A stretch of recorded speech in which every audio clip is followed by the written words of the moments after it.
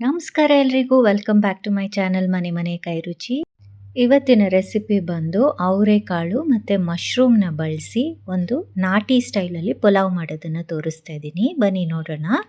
ಮೊದಲು ಮಸಾಲೆಗೆ ಒಂದು ಮಿಕ್ಸಿ ಜಾರ್ಗೆ 1 ಇಂಚಷ್ಟು ಶುಂಠಿ, ಖಾರಕ್ಕೆ ಎಷ್ಟು ಬೇಕೋ ಅಷ್ಟು ಮೆಣಸಿನ್ಕಾಯಿ ಮತ್ತು 1 ಗೆಡ್ಡೆಯಷ್ಟು ಬೆಳ್ಳುಳ್ಳಿ ಸ್ವಲ್ಪ ಜಾಸ್ತಿನೇ ಹಾಕ್ಕೊಳ್ಳಿ, ಚೆನ್ನಾಗಿರುತ್ತೆ.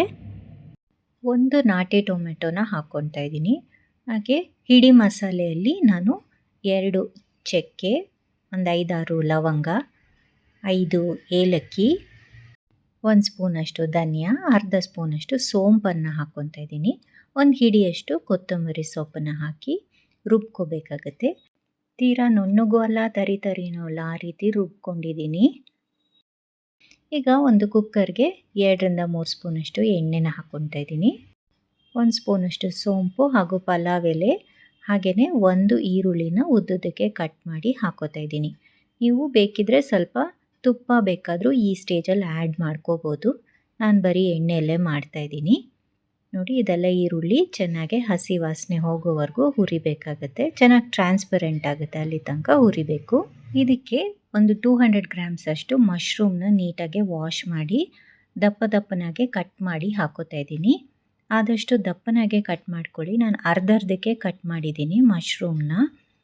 ಈಗ 1 ಕಪ್ಪಷ್ಟು ಅವರೆಕಾಳು, ಸೀಸನ್ ಸ್ಪೆಷಲ್ಲು, ಹಾಗಾಗಿ ಅವರೆಕಾಳನ್ನ ಹಾಕ್ತಾಯಿದ್ದೀನಿ. ಅವರೆಕಾಳು ಸಿಕ್ಕಿಲ್ಲ ಅಂದರೆ ಬಟಾಣಿ ಸಹ ಹಾಕ್ಕೋಬೋದು.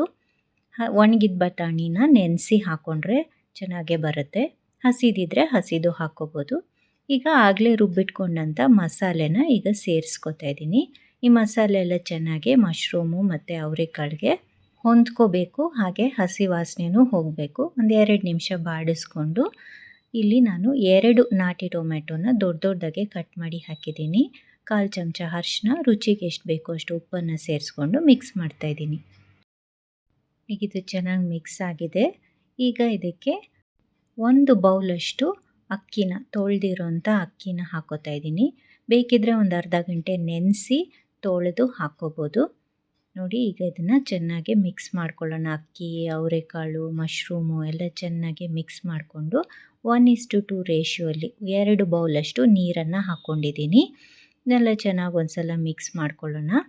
ಈಗ ಮೇಲ್ಗಡೆ ಸ್ವಲ್ಪ ಕೊತ್ತಂಬರಿ ಸೊಪ್ಪನ್ನ ಹಾಕೋತಾ ಇದ್ದೀನಿ. ಬೇಕಿದ್ದರೆ ಪುದೀನೂ ಹಾಕ್ಕೋಬೋದು.